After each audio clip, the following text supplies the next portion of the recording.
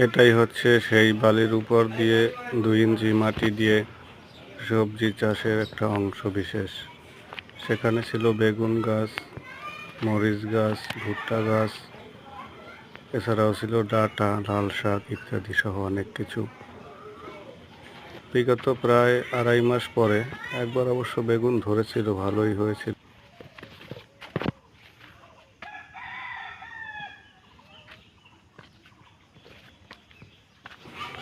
মরিচও ধরেছিল, এতে বেশ ভালোই মোটামুটি হয়েছিল। এখন বৃষ্টি হচ্ছে না, তাই কিছু হচ্ছে না। টমেটো গাছ মরে গেছে।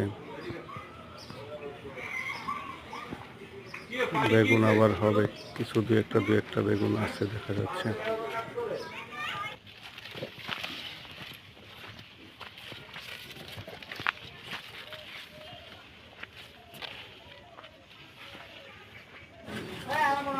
এই হচ্ছে মরিচ গাছ, অনেক মরিচ গাছ ছিল।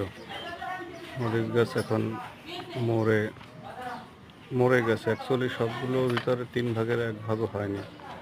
পাশে আছে ঢেঁড়সের কিছু দানা পাঠাইছিলাম। ঢেঁড়স গাছ বড় হয় আর বড় হয় না, সামান্য একটু হয় আর বড় হয় না। বালি পর্যন্ত শিকড় গেলে তখন আর এরা বড় হতে পারে না। এখানে আছে যেমন